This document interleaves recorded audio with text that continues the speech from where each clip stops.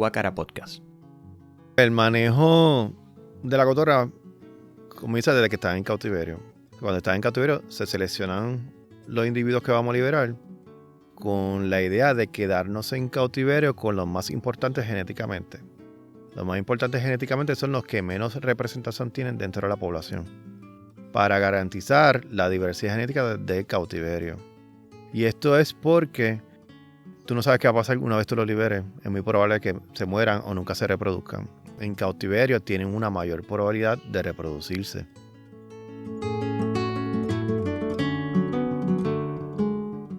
Sean todas y todos bienvenidos al episodio número 13 de Guácara Podcast.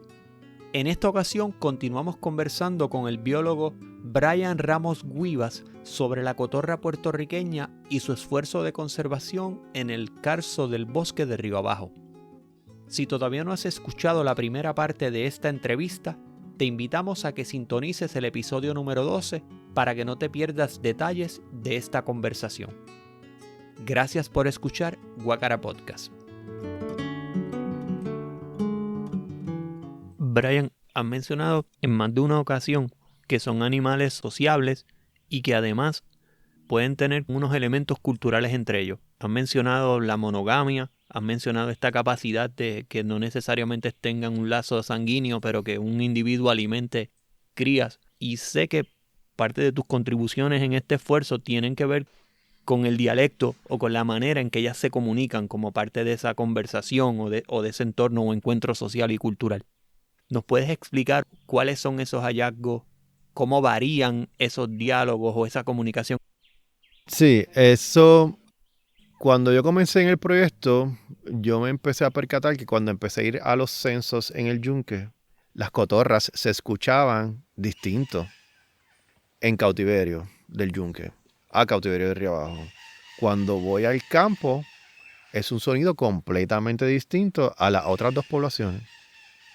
Entonces ahí es que viene la idea de que a lo mejor hay un dialecto y efectivamente, como les comenté ahorita, el que es mentor mío sí encontró dialectos en la Amazonas, en la Yellowknife Amazon, en Costa Rica, de Centroamérica, Costa Rica y Nicaragua. Él encontró diferencias entre el dialecto de que están en Costa Rica, las que están en Nicaragua, y entre medio hay un dialecto intermedio.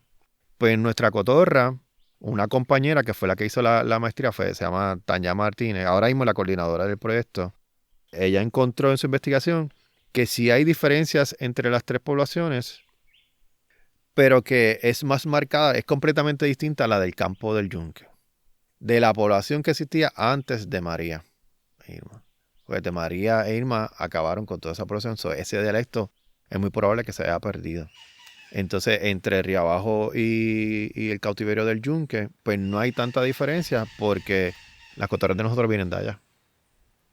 Entonces traen ese dialecto, que es muy probable que el dialecto de las cotorras de cautiverio de Río Abajo, recuerda, el proyecto comenzó con algunas dominicanas que fueron criando los pichoncitos. Eso puede ser que sea un dialecto mixto de lo que ellas aprendieron de las dominicanas, y a medida que va creciendo la población, se van recreciendo o cambiando poco a poco las vocalizaciones. Y cuando llegamos a Río Abajo, pues pasa lo mismo. Entonces hay una desconexión porque hubo un tiempo donde no transferíamos individuos entre poblaciones. Y los dialectos, no sé cuán estables pueden ser en nivel de tiempo, pero puede haber un cambio a través del tiempo. Entonces, a medida que va pasando el tiempo, como no había intercambio entre las poblaciones, pues se comienza a formar ese dialecto de la población de Río Abajo, que es levemente distinto del cautiverio del yunque, pero tienen algunos aspectos similares, ¿verdad?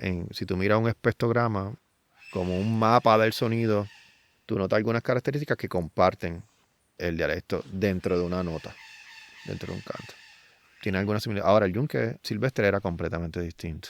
Ahorita nos mencionaste que una de tus, digamos, contribuciones principales, luego de hacer esas tareas de alimentarlas, de limpiar jaulas y de estar en el entorno directamente, mencionaste que a través de la observación habías identificado patrones o conductas que hacían más fácil que ellas seleccionaran pareja naturalmente.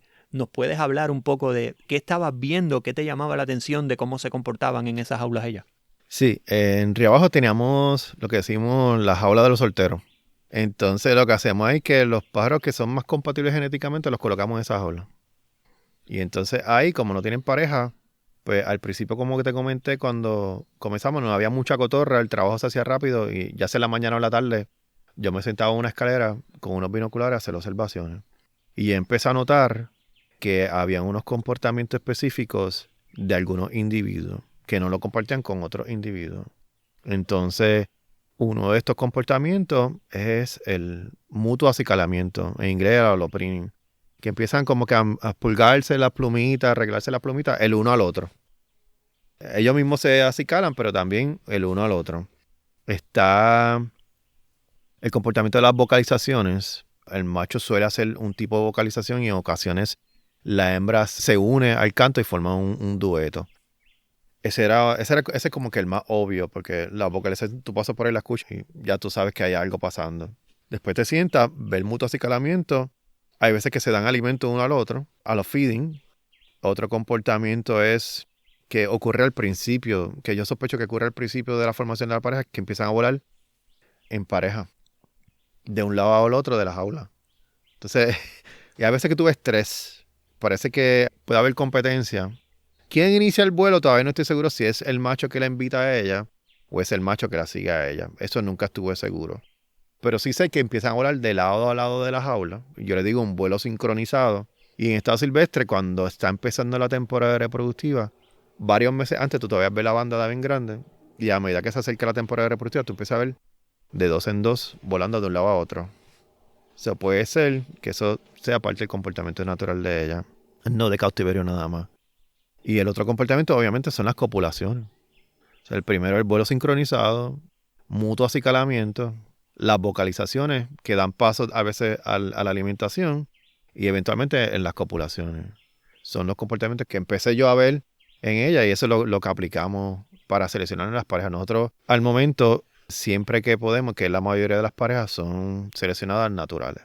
Y sospecho, Brian, que eso es parte, como mencionaste al principio, la posibilidad de mejores nidos, mejores pichones, o sea, entre ellas ya hay un mutuo acuerdo, Sí, digamos, si es que se puede referir así, pero permite establecer una convivencia en pareja, dado que son monógamas, pues más amigable, que probablemente produce mejores pichones. Exacto. La cotorra puertorriqueña, las cavidades naturalmente son escasas en la naturaleza. So, cuando hay una cavidad, ellas defienden eso a pico y garra, hasta la muerte en algunas ocasiones. ¿Qué pasa? Que si tú pones dos individuos en cautiverio, que están en una jaulita que no puede escapar el uno del otro, que no se lleven bien, pues se van a matar. Al tú permitir que ellas escojan ese individuo, que ellas se sienten más afines, obviamente hay una confianza entre los dos individuos y la convivencia realmente es mejor entre esos dos individuos. Y básicamente eso es lo que ayuda a que esa confianza que se desarrolla durante ese proceso de emparejamiento, que es lo que lleva al estímulo, como si se enamoraran, venimos a ver, ¿verdad? El uno al otro, y permite el éxito reproductivo, por lo menos mayor probabilidad de éxito reproductivo. Acuérdate que estábamos bregando con una especie que habían 13 en un momento dado, y de ahí sale todo lo que tenemos ahora. So, la diversidad genética entre las especies es bien baja, y eso trae unos problemas de fertilidad. Puede haber atrofiamiento de los sistemas reproductivos. Pueden haber problemas de fragilidad de los huevos. En los seres humanos nos salen enfermedades genéticas. En la cotorra pues, pueden haber individuos que son susceptibles a que se mueran temprano por algún órgano que tal vez no se desarrolló bien y cosas así. Y es por eso que es importante no solamente permitir el emparejamiento, pero conocer quién es quién, para entonces permitir que la pareja continúe su curso. Sabemos que hay unas causas históricas que las hemos mencionado, tanto naturales como antropogénicas, porque la cotorra mermó. Pero hoy en día, ¿qué amenazas pueden tener estas poblaciones que ustedes con tanta lucha en estos 3 lugares han estado tratando de criar? Ahora mismo, a nivel mundial, no solamente la cotorra, la amenaza principal es el mercado ilegal para mascotas. En Puerto Rico, hasta el momento, no hemos tenido ese problema, pero a medida que vaya creciendo la población, yo no descartaría que eventualmente nos topemos con eso. Ese es uno de los problemas. El desarrollo urbano. Por lo menos el calzo es un poquito difícil de remover y por lo menos en algunas áreas es difícil de que entre lo urbano. Pero sí, el crecimiento de la población de Puerto Rico, el desarrollo urbano, una de las amenazas más grandes que que puede tener no solamente la cotorra, sino todos los bosques en general. Porque hay veces que se hace una carretera, pero entonces la carretera no solamente está removiendo material del bosque, pero estás permitiendo que especies exóticas puedan entrar más fácil. Aunque no lo crean, los perros y los gatos son especies que pueden afectar las especies que anidan en el piso. Por ejemplo, el guabairo, una especie que anida en el piso, que está en peligro de extinción. Los perros, tú ves que ves perros realengo por ahí, pero ellos no solamente comen de la comida que le da la gente. Por ahí hay mucho lagartijo, coquíes, aves, que también los perritos se alimentan de eso también. Igualmente que los gatos, obviamente, son bien perjudiciales en el medio ambiente si no son controlados. A medida que se dé a conocer más el proyecto y el éxito, hay mucha gente que visita el bosque de Río Abajo, el Yunque, y aquí también buscando para ver y fotografiar la cotorra. Que si tú la fotografías a distancia no hay problema, pero siempre hay personas que van a los bosques y quieren tener esa foto, a las buenas o las malas, y hacen algo que no deberían de hacer. Y es un playback. Tienen una grabación de la especie, suenan el canto de esa ave para obtener la foto. Entonces el ave tal vez se mueve cerca y eso puede hacer que si está anidando, la hembra abandone un momento el nido y venga un depredador, daña el nido. Puede hacer que el individuo se exponga a depredador. Tal vez estaba escondido, había un depredador que tú no lo viste, pero el animal sí lo vio, escuchó la vocalización, fue donde esa vocalización quedó expuesto o una competencia y eso puede traer efectos negativos. So, si vas a tomarle fotos, deja que pase naturalmente. Va a ser más satisfactorio el tú conseguir con esfuerzo que tú hacerlo de la manera fácil. Brian, ¿han identificado registro fósil de la cotorra puertorriqueña o un pariente que diera paso a la cotorra puertorriqueña en nuestro contexto del archipiélago de Puerto Rico? Se han encontrado fósiles de que nuestra cotorra llegó hasta la isla de Barbuda en el este, la subespecie. Creo que era Gracilipes, Amazona vitata gracilipes. Y la que tenemos ahora es Amazona vitata vitata. La Gracilipes se cree que se extendió Culebra, Vieques y por ahí está la isla de Barbuda. Y en Mona también se cree que habían cotorra. Y Brian, ya hablando de la Amazona vitata vitata, que es la que tiene este esfuerzo de conservación, creo que se ha hecho el estudio del genoma completo de esa ave como parte del esfuerzo de la conservación. El genoma de la cotorra empezó cuando yo estaba haciendo la maestría. Un profesor se enteró que yo estaba allí trabajando y él quería hacer algo con alguna especie de periodización aquí en Puerto Rico, porque nosotros anualmente se le hacen exámenes a las cotorras, exámenes sanguíneos, se capturan varios individuos, se les saca sangre. Y así fue como empezó el proyecto del genoma, llevándole 2 o 3 muestras al año. El proyecto del genoma de la cotorra puertorriqueña fue una labor entre profesores y estudiantes del Departamento de Biología del Recinto Universitario de Mayagüez, junto al Departamento de Recursos Naturales y Ambientales y el sector privado, para secuenciar el genoma de la cotorra puertorriqueña. Este proyecto condujo a que fuera la iguaca puertorriqueña la primera cotorra del mundo en tener su genoma secuenciado y la primera especie de Puerto Rico en obtenerlo. De la información colectada de eso, pues nos dice que no hay mucha diversidad, que la diversidad es bien pobre. Por lo tanto, tenemos que tratar de maximizar nosotros mediante el manejo acá de las cotorras, de evitar lo más que podamos lazos sanguíneos cercanos. Para que surja mayor diversidad genética, tiene que haber mutación dentro del genoma. Y esto es bien raro porque los mismos organismos tienen mecanismos para evitar algún tipo de mutación. Y esa mutación tiene que ser viable y contribuir a que aumente la reproducción de ese individuo. Esa característica tiene que beneficiar a ese individuo a tener muchos bebés. En cautiverio, eso es un poquito difícil, porque nosotros entonces estamos manejando manualmente los individuos, ¿verdad?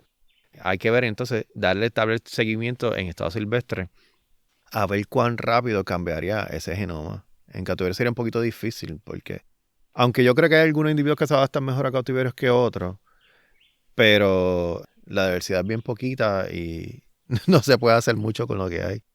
Pero sí, al tener muy poca diversidad, hay que tratar de maximizar el evitar cruces entre individuos cercanos. Evolutivamente se cree, en comparaciones genéticas, la más cercana a la dominicana. El proceso evolutivo es que muy probable que vinieron de hace varios miles de años, una de las últimas eras glaciares, los niveles del mar bajaron lo suficiente para que un grupo o varios grupos de cotorras vinieran de Centroamérica y fueran poblando las islas de las Antillas Mayores. Porque hay una segunda migración de Sudamérica que ocupa las Antillas Menores. Pero la de nosotros se cree que viene de Centroamérica, porque aparentemente genéticamente es más cercana a este grupo de cotorras que ocupan la Española, Jamaica y Cuba, el Bahama y todo ese grupo de cotorras. O sea, es más cercana, muy probable, a la dominicana. Viendo el ciclo reproductivo, hay algunas de nuestras cotorras que se parecen a la dominicana en cuanto a los colores entre las piernas. Entonces te lo digo a través de los años lo que he visto cuando tenemos cotorras dominicanas. Y hay algunas cotorras dominicanas que el blanco, ya tienen blanco arriba y un blanco más grande de lo que es la franja de la puertorriqueña. Se tornan anaranjados. Tal vez hubo alguna mutación o algún individuo que empezaron a cambiar los colores más rojos y eventualmente dio paso a lo que sería la cotorra puertorriqueña. De hecho, si tú te paras aquí atrás y miras hacia Cabo Rojo, va a haber mona un día claro. Las corrientes de viento, 2 aletazos, llegan acá fácil. En el contexto del Caribe, en la Española y en Cuba y donde existan la Amazona como cotorra, ¿tienen amenazas similares a Puerto Rico o Puerto Rico es como un estado crítico de esta especie?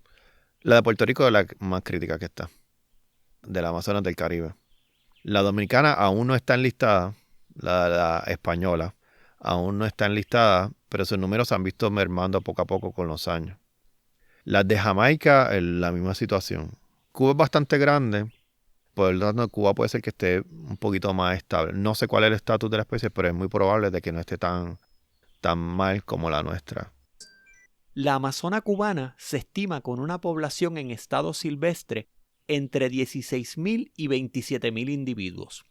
Habita en Cuba y tiene presencia en las Bahamas, las Islas Caimán, entre otras islas circundantes. Actualmente su población está decreciendo y enfrenta amenazas similares a otras especies de cotorras amazonas en otras islas del Caribe. Estos principales peligros están relacionados a la captura y el mercado para mascotas, así como la pérdida de hábitat para la agricultura, entre otras amenazas que enfrenta esta especie. La nuestra está desde los 60 enlistada y los esfuerzos han sido bastante grandes y aún siguen en peligro de extinción. Pero de las caribeñas, Amazonas caribeñas, la nuestra es la que en peor estado silvestre está.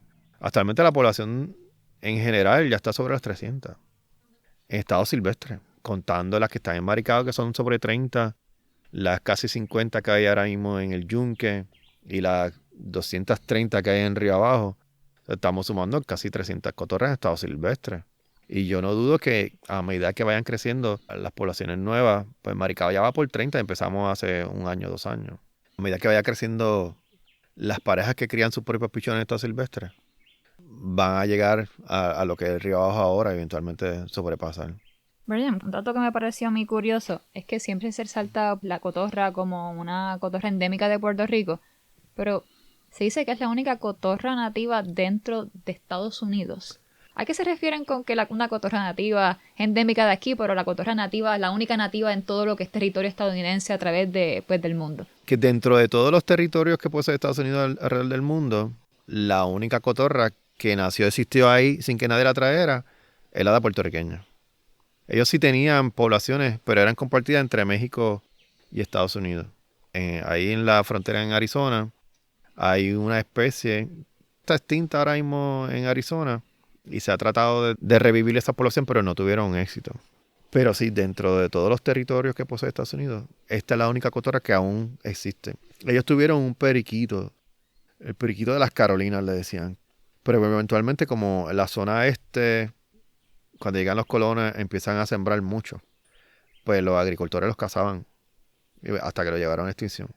Pues tú le pones un fruto fácil de coger, ellas se lo van a comer, porque le estás quitando el hábitat de ellas para tu sembrar. Pues ellos tienen que buscar algo que comer. Pues obviamente en aquellos tiempos, estamos hablando de los 1700, 1800. Poco a poco los cazaron hasta los extinguieron. En Puerto Rico hubo una especie de periquito también, similar al periquito que está en República Dominicana. Ese, me imagino que pasó lo mismo que pasó la cotorra, no sé si se extinguió también en los 1800, no estoy seguro de la fecha. Pero también, obviamente, por la pérdida de hábitat, fue extinto. Y no dudaría que en aquel momento, tanto la cotorra como los periquitos los cazaban para proteger sus cultivos también. Brian, en el caso de, como parte de ese conjunto de características sociales y culturales que tienen las cotorras, y nos estás hablando de ese espacio que son celosas, que lo guardan, que lo cuidan, ¿cuánto se están desplazando ellas, generando nuevos espacios, ya sea desde el contexto donde está el aviario de río abajo, a través de los radiotransmisores, hasta dónde han visto que se están extendiendo estos individuos? Pues desde que comenzaron las liberaciones en el 2006, rastreando los individuos, hemos encontrado individuos en Isabela, tan lejos como Isabela. Desafortunadamente lo encontramos ya muerto en el patio de una residencia en Isabela, pero cerca del área de los mogotes. Eso fue temprano en la liberación, yo creo que nosotros empezamos en el 2006, ese yo creo que fue el 2007-2008. No había un núcleo de cotorra en Río Abajo todavía establecido, grande, como para que él regresara. O que otro individuo lo acompañaran y fueran más y pudieran tener más probabilidades de regresar y sobrevivir. Hubo otro individuo que llegó, bueno, un grupo de cotorras, como 5 o 6, llegaron hasta Morovis. En Morovis hay una especie de cotorra introducida amazónica que tiene una población sobre 200 300 individuos en un momento dado antes de María. Y las cotorras nuestras las vieron jangueando, compartiendo con ese grupo de cotorras. Obviamente los citácidos se atraen, sus animales sociales, tal vez las vocalizaciones las atraen. Y de hecho, en observación de uno de los compañeros, creo que de Jesús, que estuvo allí mucho tiempo, le dio seguimiento a esos individuos. Él encontró que las vocalizaciones de algunos individuos de las puertorriqueñas que pasaron allí estaban empezando a modificar sus vocalizaciones, a imitar la de la otra. Porque ya aprenden por imitación. Por eso es que las cotorras, mucha gente las coge para mascotas porque tú les pitas, ellas te imitan. Y así es como ellos aprenden. Entonces, dentro de ese grupito de 5 o 6, hubo uno que regresó a Río Abajo. Desde Morovis allá, está bastante lejos, regresó otra vez por el Carso hasta Río Abajo. Y cuando regresó con una pareja. Y ese es el afiche que les di, que está por ahí. El nidito ese que está ahí es un aguacate. Y él cuando regresó, ese fue el segundo nido exitoso natural que encontramos dentro de la población de Río Abajo. Y estuvo usando ese nido hasta hace 2 o 3 años. Inclusive hasta después de María lo usaron exitosamente por varios años. Hubo un año que la lluvia mató los huevitos. Hubo un año que tuvimos un intento de depredación por una boa que mató a los 2 pichones. Una boa puertorriqueña, que es enemigo natural de la especie, y ellas tienen que aprender a lidiar con eso. Y después de ahí intentaron otra vez, sacaron creo que un pichón, y creo que una temporada después, no sé si fue el año pasado o el antepasado, parece que la hembra fue depredada o murió por una pelea o fue depredada y desapareció. Y el macho se mudó de nido con la otra pareja. El macho le pusieron Mario. Mario era porque una de las personas de la comunidad donde estaban visitando las cotorras allá en Morovis se hizo muy amigo de los muchachos y le dijo, pues se va a llamar Mario. Y Mario estuvo por allá jangueando con esa cotorra, aprendió lo que tenía que aprender, regresó, está hablando de como el 2012, 2013 por ahí, y todavía está vivo Mario. Estuvieron anidando hasta hace 2 años atrás. Y me parece interesante que dijeras que llegaron hasta Morovis, porque en Morovis también hay carso. Así que puede ser precisamente ese mismo cordón de carso el que le está proveyendo alimento y, sí. Y refugio. Refugio, alimento, porque lo conocen bien, está despoblado. Qué y tal vez saben cómo manejarse entre los mogotes mejor. La mayoría se ha mantenido dentro del carso, por lo menos de Río Abajo. Hubo un par de cotorras que bajaron hasta Utuado. Utuado queda al sur. Pero yo creo que regresaron, si no me equivoco, hace par de años también. Pues estuvieron por allá jangueando, compartiendo solos, ellos dos. Eventualmente se vio uno nada más. La otra fue un macho y una hembra. Eventualmente yo creo que ese macho regresó a Río Abajo. Pero se han visto más individuos ocasionalmente por la misma área de Cayuco en Utuado. Parece que hay una ruta que siguen las cotorras, o él aprendió de alguien, porque aunque tengan transmisor, a veces es difícil seguirlo entre el mogote. La topografía, o sea, tú estás aquí, te metes detrás de ese mogote allá abajo y ya no lo encuentras. Es muy probable que tal vez a través de las generaciones, si había algunos individuos que cogían por esa ruta, llegaban allá, regresaban y ellos lo aprendieron y tal vez hayan otros individuos que lo aprendieron y lo continúan haciendo. Brian, en la expectativa de vida de una cotorra, ¿cuál es en su estado silvestre y en cautiverio? En cautiverio, no sé si en el yunque todavía está vivo, pero creo que hay una que está cerca de los 35 años. El más viejo en Río Abajo, creo que fueron 35 o 37 que llegó, que fue Rudy, que Rudy fue el pájaro que capturaron en el 72. Tiene número del 68. No sé si lo habían bandeado, le habían puesto la banda en el 68. No sé cómo subió el número, pero es muy probable que si tomamos cuenta del 68 hasta el 2005 que murió, son unos 37, algo así, años de edad, que hasta ahora creo que es el más viejo. No sé si la que era más vieja en el yunque todavía está viva, que estaba llegando ya a esa edad. Pero eso son condiciones en cautiverio. En estado silvestre no estoy seguro cuánto es lo más que han llegado, pero yo creo que están cerca de los 10 años. ¿Cuál es? Río Abajo empezó en el 2006. Y las primeras poblaciones, los primeros grupos, pues muy probable que todavía han fallecido porque los números eran chiquitos y eventualmente poco a poco van muriendo. Pero a medida que crezca la población, es muy probable que duren sobre los 15 o 20 años con facilidad. Brian, ¿cuántas liberaciones de cotorras han habido en el aviario de Río Abajo? Adiantre.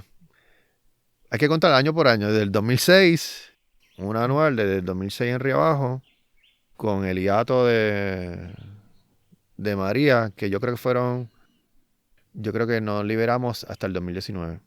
Se liberaron en el 2017, esos 2018 no se liberan. Yo creo que el 2019 fue que empezamos a liberar. Hubo un año que no se liberó. Nos estás comentando pues que María no se liberaron. También nos comentaste que tú tuviste la experiencia de haber estado ahí. Eso es algo, sabemos que tanto en Puerto Rico pues el huracán nos devastó. Sabemos cómo sufrieron los proyectos de la cotorra. ¿Nos puedes comentar esa experiencia de estar ahí, ver cómo un proyecto en el cual tú trabajaste tanto se ve un poco pues amenazado con ese ciclón? Sí, María fue algo que no se lo deseo a nadie vivir.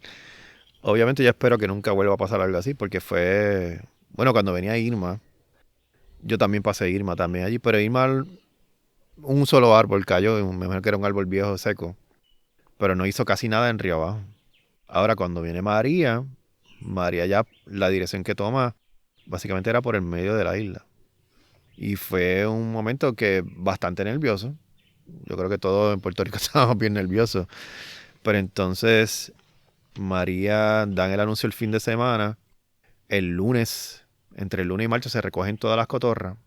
Yo llego el lunes en la tarde y al otro día terminamos de limpiar y recoger los alrededores, porque cada cual tiene que hacer sus cosas en la casa también. Pues yo, obviamente, hice las cosas en mi casa antes. Subo para allá. El martes doy mi último viaje a buscar gasolina y lleno el tanque hasta que se desbordó por completo en Utuado.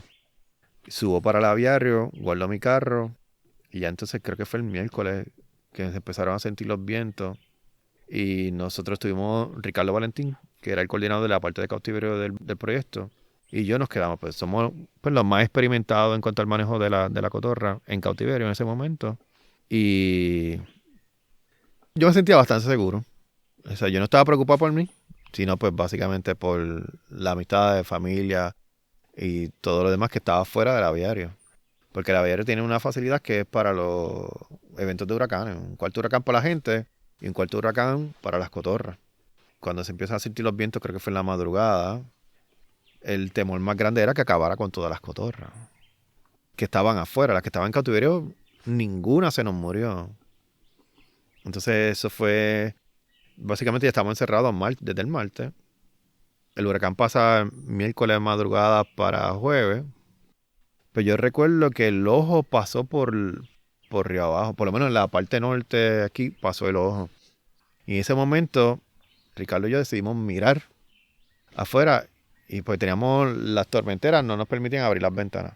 Y no veíamos nada. Había una ventanita en el pasillo que se veía hacia afuera. Y por la ubicación, pues el terreno queda más alto, pues yo puedo ver y el viento ni la lluvia ni entraban por ahí, pues está tapado. Pero sí yo podía ver para afuera. Y ver esos árboles, las tecas, que es una madera bien dura. Doblar jamaquearse y doblarse como se estaban doblando, era bien impresionante. Y cuando pasaba el viento, que venían las ráfagas bien fuertes con la lluvia, se formaba una pared de agua gris que tú no veías más allá de 20 metros. Nada. Entonces cuando viene que pasa el ojo, abrimos para ver y el bosque ya estaba casi sin hojas, sin nada. Pero como a eso las 10 y pico de la mañana, escuchamos, justamente abrimos la puerta. Estábamos mirando, anda, para el Cirey. Ricardo quería ir para la casa de él, que era la parte de arriba, a checar que todo estuviera bien. Yo la agajé y le dije, tú no vas para ningún lado porque en un momento va a empezar otra vez el viento. Escuchamos las cotorras vocalizar. Y al par de minutos viene una cotorra como detrás de la casa donde yo vivía. Sale, da una vuelta como que y se para encima de una teca. Como estuvo como 10 o 15 minutos vocalizando. Al rato se escucha otra cotorra un poco más atrás en la misma dirección vocalizando. Y otra más allá abajo vocalizando. Se empieza a sentir el viento, la misma dirección con la cual ella salió o él salió. Tomó la misma ruta y regresó al lugar donde estaba. Y ahí empieza la segunda parte del huracán a soplar los vientos. Entonces ahí pues nos volvimos a encerrar hasta que terminó todo al otro día. Al otro día es cuando salimos, que empezamos a cotejar, que fuimos a cotejar, que todas las cotorras de nosotros de cautiverio estuvieran bien. Pues estaba un poquito peligroso el camino, pues había muchos árboles, muchas ramas, muchas hojas en el camino, que estaba el terreno bien resbaloso. Pues con mucho cuidado, como se ve que vamos a estar aislados de la humanidad por un par de días. Fuimos hasta el cuarto huracán, las cotorras estaban bien y básicamente desde ese momento me pongo esto mismo que tengo puesto, los pantalones, las botas, la protección para la motosierra y a dar machete, limpiar la vereda para llegar a las cotorras primero. Porque estábamos pasando por la tierra y en la tierra, como siguió lloviendo por un par de días más, estaba bien húmedo el terreno, estaba empezando a ponerse bien resbaloso. Entonces tuve que abrir la brecha que en cemento con la motosierra, pues no había otra manera. Abrirla poco a poco hasta que llegara el acceso hasta donde están las cotorras del cuarto huracán. Ese fue lo primero que hice. Mientras tanto, Ricardo se encargaba de preparar la comida. Los dos limpiábamos el cuarto huracán porque imagínate, eran casi 200 cotorras encerradas. La cantidad de sucio que se producía es demasiado. Una perjudicial para nosotros cuando vamos a alimentarla, perjudicial para las cotorras también porque se genera hongo y bacterias y todas esas cosas. Y tenemos que mantenerlas limpias. Nos dividíamos las tareas en eso varios días. Se preparaba comida para darle comida por 2 días. Para no perturbarla mucho y nos debería a nosotros de darle mantenimiento a lo otro, abrir acceso al otro lado. Y así fue como estuvimos trabajando hasta que abrieron el camino. Tomás Medina, que uno de los compañeros de nosotros, creo que fue viernes, llegó con su esposa y su hijo. Él vive en la comunidad El Jobo, una de las últimas residencias, es la residencia de él. Y un tramo que es más o menos 30 minutos caminando en condiciones normales, se tardó casi 2 horas y media a 3 en llegar al aviario. O sea, él salió a las 8 o 9 de la mañana porque llegó casi a las 12 del mediodía. Y entonces así tuvo que regresar otra vez. Entonces se vino acompañado, pues obviamente que le fuera a pasar algo así, pues se fue acompañado por la esposa y el hijo. Entonces al otro día, entonces llegan él con el manejador del bosque, obviamente para verificar que estuviéramos bien. También llegan otros 2 compañeros que trabajaban en las cotorras en ese momento, pero estaban en San Juan para servir de conexión con las oficinas centrales. Entonces ellos dieron la alarma, mira, está pasando esto, el camino está bloqueado, no hay acceso, los muchachos están atrapados, necesitamos limpiar. Y no fue hasta el miércoles después que consiguieron una máquina, un bulldozer y una maquinaria y una juela que se come la madera. Y así fue como empezaron a limpiar el camino. Ya desde la comunidad hacia nosotros. Pues ya habían limpiado, los mismos de la comunidad limpiaron el camino de la comunidad. Pero entonces esas maquinarias fueron a limpiar el acceso hacia nosotros. Pero da la mala suerte que la máquina bien grandota que tiene la pala se dañó. Entonces tuvieron que usar la maquinita chiquita, que es como un rolo que va abriendo. Logró hacer el camino bastante rápido para lo que yo pensaba, hasta llegar hasta donde nosotros. Y básicamente, no sé si fue viernes o jueves, que como tal llegaron al aviario. Una semana después. 8 días más o menos, creo que fue lo que conté, en que se abriera el camino. Digamos, de miércoles a jueves. Fueron 8 días. Después de ahí, vinieron compañeros de Fish and Wildlife Service, de Recursos Naturales, y nos empezaron a ayudar a limpiar los alrededores, para sacar las cotorras que estaban en el cuarto huracán lo antes posible, por la salud de ella, por la salud de nosotros. Para sacarlas las jaulitas de retención, las jaulas de vuelo, y tratamos de darle énfasis a las jaulas de vuelo que tenemos allí. Muchas de las jaulas sufrieron daño, las tuberías se rompieron, nos quedamos sin agua, tuvimos que resolver varios días con agua de lluvia. Fue un evento, una experiencia bastante única, pero pues bien sacrificado, pues si tú te comprometes, ¿verdad?, a hacer eso, estar encerrado allá arriba, pues no es fácil. Fácil es decir que sí que tú lo vas a hacer, pero otra cosa es hacerlo. Pues estuvimos tratando de limpiar la área. Cuando ya terminamos de limpiar todo, que llega la máquina al aviario, abre camino hasta la jaula de liberación, abre camino hacia las bombas, viene el cambio entonces de personal, entonces ahí yo puedo irme, pero yo no me voy hasta el sábado.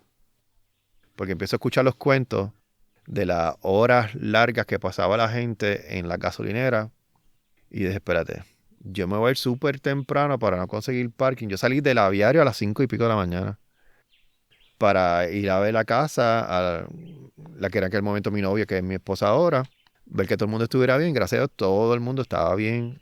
Y eventualmente después de María es que empieza el trabajo duro. Porque entonces muchas de las olas fueron destruidas. Entonces viene el proceso de reconstrucción nosotros. Entonces, literalmente, empujones, puño y patada. Y esto me refiero a que nos metíamos dentro de la jaula a estirarle el alambre de las que pudiéramos salvar, ¿verdad? Porque había algunas que no pudimos salvar.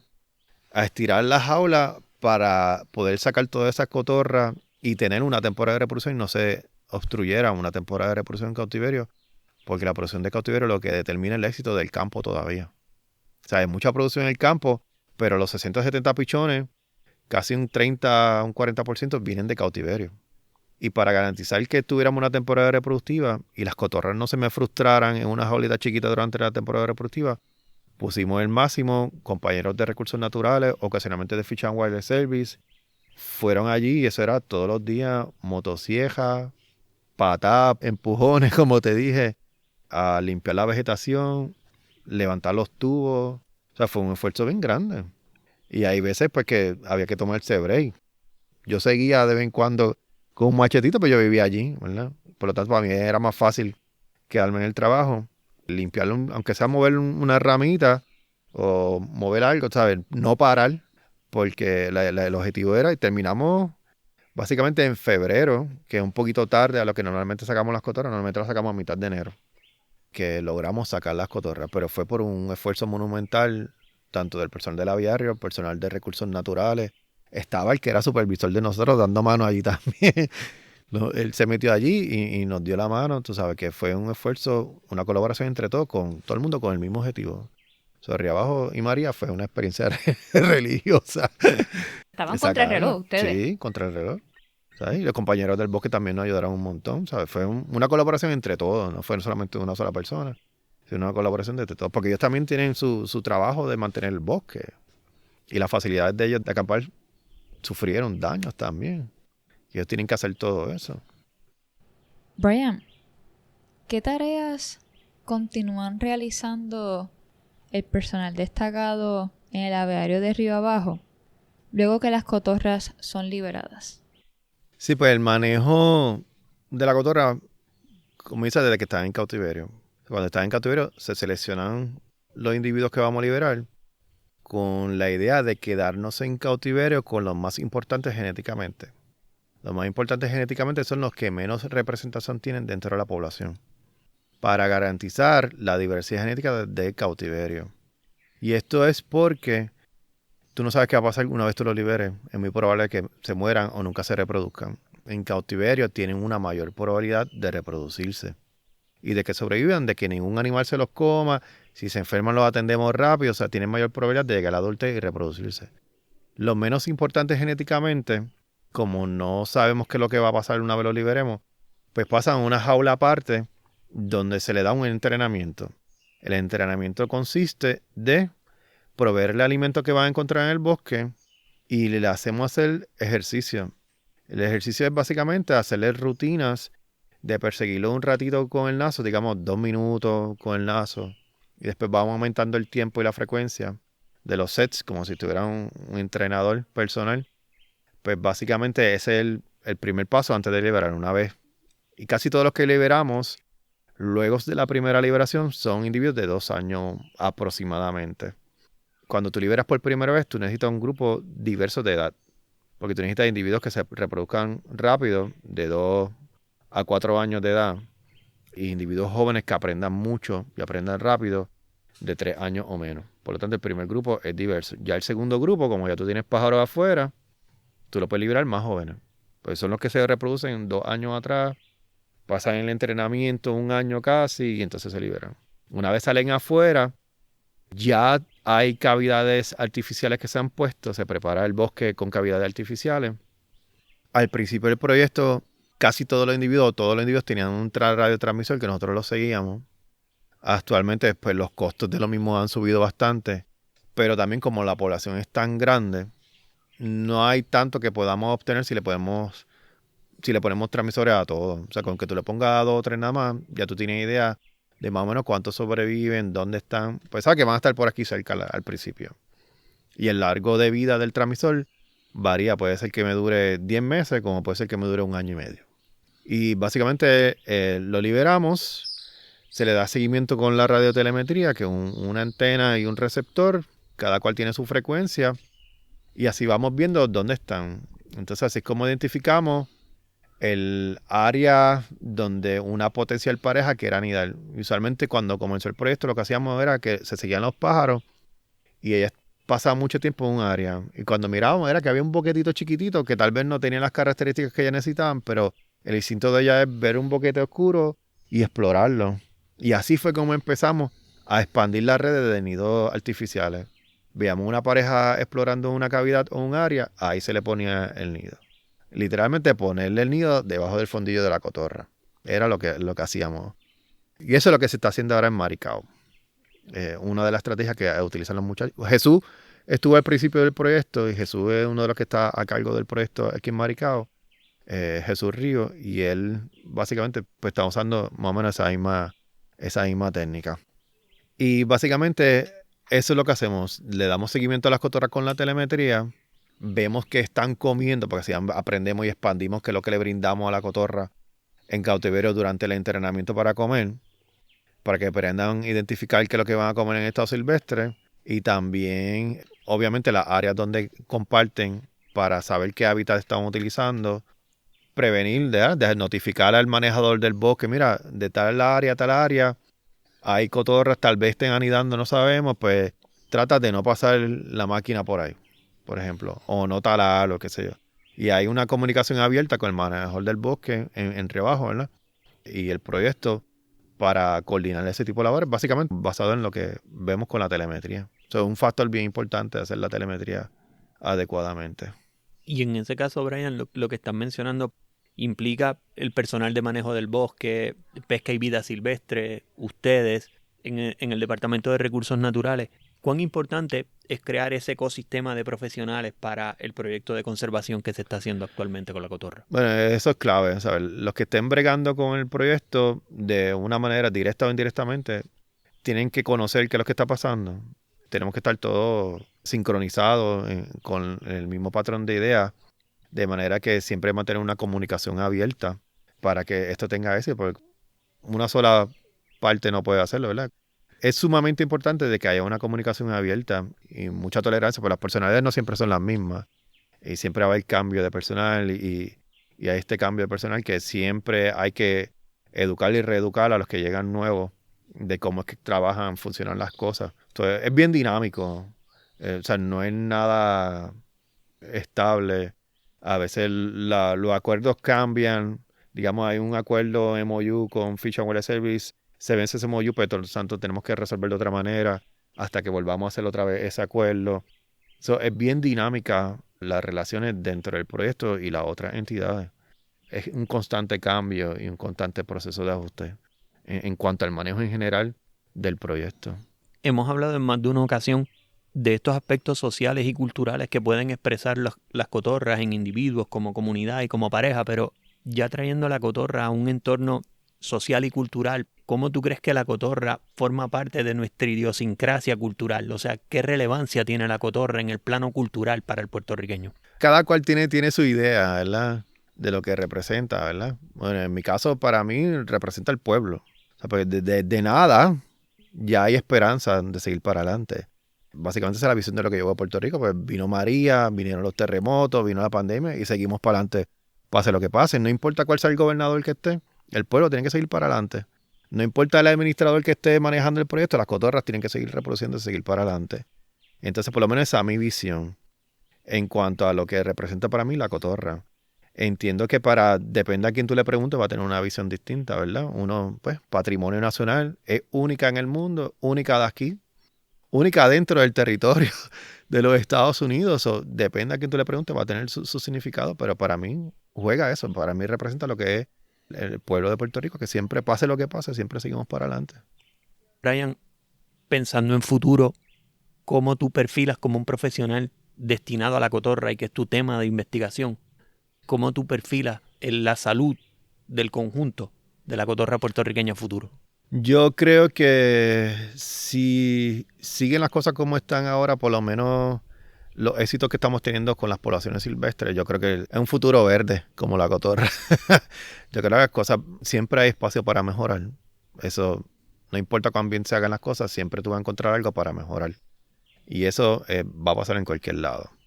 Yo creo que sí, eventualmente, no sé cuánto tiempo tarde, pero eventualmente yo creo que vamos a sacar la lista de especie en peligro de extinción a la cotorra. No sé si yo lo vea en mi lapso de vida, pero por lo menos que esté casi. Porque como va arriba abajo, como se va perfilando Maricao en cuanto a los números de la población, el yunque también, aunque ha tenido el efecto de María que acabó con la original, pero ya están reproduciéndose otra vez en estado silvestre. Yo veo un futuro con luz al final del túnel, aunque no muy cerca, pero sí se ve al final del túnel. Es muy probable que una cuarta población también sea en el Carso. Es muy probable que sea Oaxaca o algún área por allí. Puede que sea el Carso el próximo paso. 10, 15 años, no sé, pero en algún momento se va a dar ese paso. Hay primero que establecer Maricao que esté saludable y bien, para entonces redirigir los esfuerzos a lo que sería la cuarta población, que debe ser, entiendo yo que debe ser en algún lugar del Carso. En el caso, Brian, ¿tienes algún individuo de cotorra o una pareja o un conjunto que sean tus preferidos? Sí, yo tengo a Ani y Pepe. Ani y Pepe son la pareja de cotorra con la cual yo aprendí a seleccionar las parejas. Cuando yo comencé en el 99, las dos personas que básicamente sentaron las bases y los fundamentos del proyecto de Río Abajo, de la parte de cautiverio, el nombre era Ann y José, pero le decían Pepe. Y en honor a ellos fue que le pusimos Ann y Pepe a esas dos cotorras. Y con Ann y Pepe fue con quien yo aprendí a hacer todas esas observaciones. Pues cuando yo empiezo, ellos yo creo que son del 97, nacieron en el 97. Y yo creo que fueron criados a mano o estuvieron un tiempo a mano. Por lo tanto, tenían mucha tolerancia con las personas. Estamos hablando que el proyecto comenzó, los primeros pichones fueron en el 94, estamos hablando de la tercera temporada o cuarta temporada por ahí, que ya que empiezan a reproducirse. Por lo tanto, había un poquito de individuos. Me imagino que los manejadores, para garantizar la sobrevivencia, de vez en cuando criaban a mano. Y Ani y Pepe tenían mucha tolerancia por la gente. Y hay veces que cuando yo iba a limpiar la jaula, yo veía sentía algo que me lavaba el pelo. Y era Pepe, se paraba en el alambre, mientras yo jaspaba con el cepillo la comida y el sucio, él se paraba en el alambre y me mordía el pelo. Y me tenía mucha tolerancia. Y al ellos tener tolerancia hacia mí, crea como que un ambiente de tranquilidad en el resto de los pájaros. Entonces yo me sentaba en la escalera, él venía, yo le tiraba el maní o lo que tuviera a mano alimento, porque eso era una manera de que ellos me asociaran a mí con que no los voy a capturar. Yo les tiraba el maní y así ellos se calmaban, toda la población, ellos iban a comer. Y yo hacía las observaciones. Y así fue como empecé. Entonces ahora mismo Ani y Pepe todavía están vivos.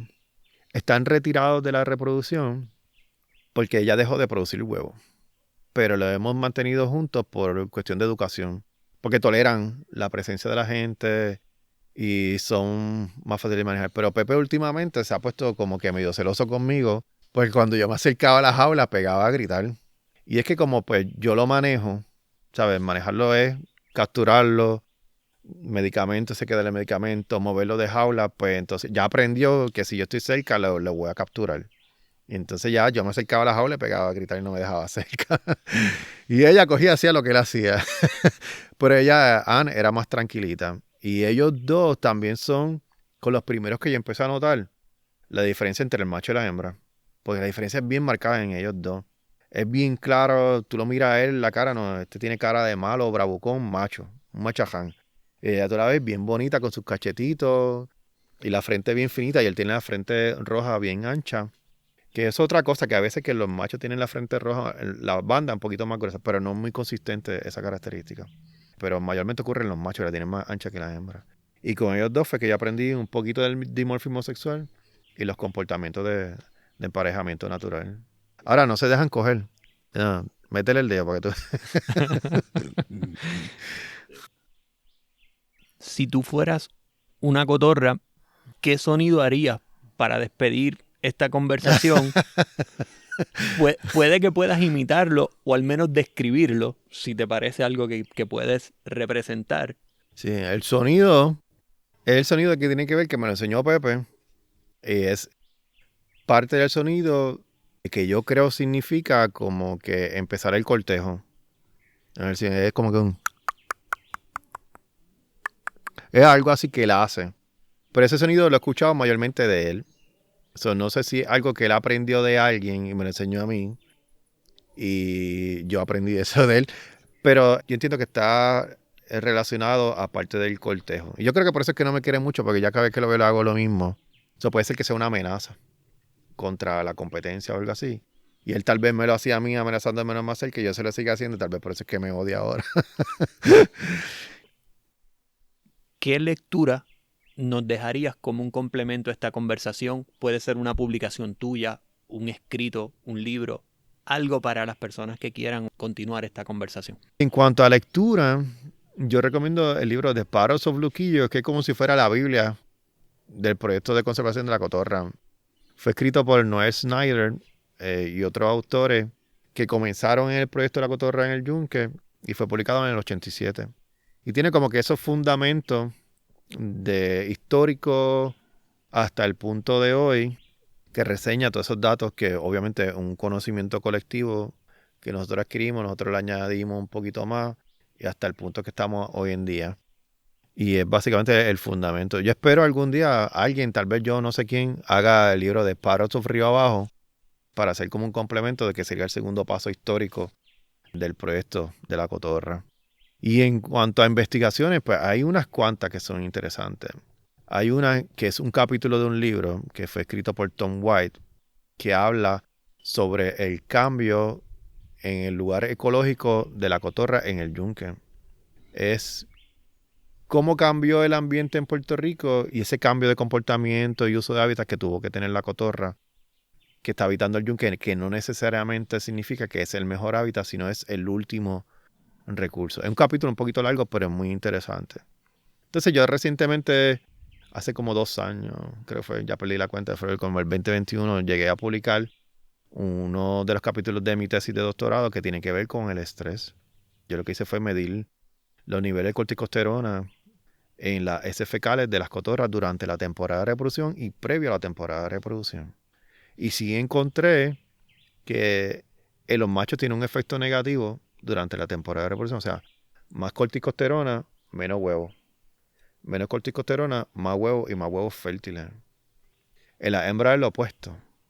La hembra era que previo a la temporada de reproducción, más altos niveles de corticosterona, mayor cantidad de huevos producían la hembra.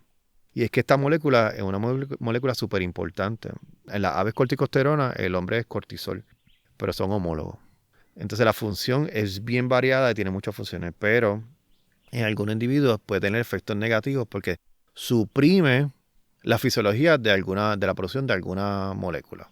Y eso va a nivel genético, o sea, te tapa una parte de la cadena de transcripción de los genes y no permite que una molécula se produzca. Entonces eso puede inhibir, por ejemplo, la producción de testosterona, estrógeno y otras moléculas que tienen que ver con la reproducción. Entonces las gónadas no se activan a tiempo. Y es por eso que tal vez vemos ese efecto negativo en la infertilidad, la fertilidad de los huevos y el total de huevos que producen los machos que tienen altos niveles de corticosterona. O sea, más corticosterona, menos huevos, menos fertilidad. Y en la hembra se ha encontrado en otras especies que tienen mecanismos para lidiar con niveles altos de corticosterona.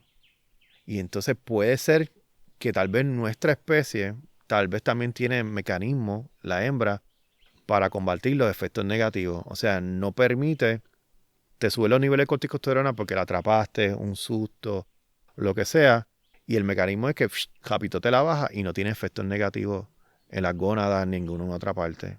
Porque tiene también otra función que es la movilización de la energía en el cuerpo. Tú produces energía, viene la adrenalina, ¿verdad?, de un susto, y después se produce poco a poco la corticosterona. Por si acaso ese estímulo continúa, tú mantienes la energía en el cuerpo para poder correr o pelear. El fight or flight response. Y entonces, tal parece, o puede ser que nuestra cotorra, la hembra, tiene mecanismos para suprimir y controlar los efectos negativos en las gónadas que tienen que ver con la reproducción. Porque si está constantemente en estrés, no hay reproducción y llega a la extinción de la especie. Porque el estrés realmente, digamos que es uno de los instrumentos que utiliza la naturaleza para la evolución. Los individuos que pueden manejar los eventos de estrés, que pueden controlar los efectos negativos del estrés, son los que se reproducen y eventualmente son los que dan paso a la evolución de una especie o la adaptación de la especie en ese nuevo ambiente con ese nuevo cambio que surge en el medio ambiente. Qué interesante, Brian. Te agradecemos tu tiempo y el espacio y, por supuesto, al Departamento de Recursos Naturales por permitir esta conversación, y confiamos en que el proyecto de la cotorra sea tan exitoso como hasta el presente y que vaya en la dirección que tú apuntas hacia ese futuro que todos queremos para la cotorra, sí, y en estos esfuerzos. Así que muchas gracias. Seguro. Fue un placer.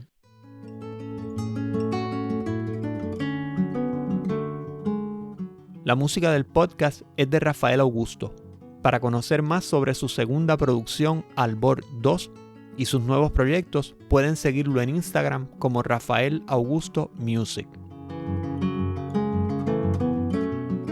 Agradecemos al Departamento de Recursos Naturales y Ambientales de Puerto Rico por autorizar esta conversación de educación y conservación en favor de la cotorra puertorriqueña y sus paisajes cársicos. Tus recomendaciones y comentarios son bienvenidos a través de nuestras redes sociales, donde continuaremos conversando y adentrándonos en el carso puertorriqueño. Véannos en Instagram, donde nos encuentran como Comunidad Espeleológica Puertorriqueña, donde compartiremos adelantos de los episodios y estaremos atentos a sus comentarios y preguntas. Productores ejecutivos: Tamara González Durán y Manuel Guivas Serena. Esto fue una producción de la Comunidad Espeleológica Puertorriqueña, todos los derechos reservados.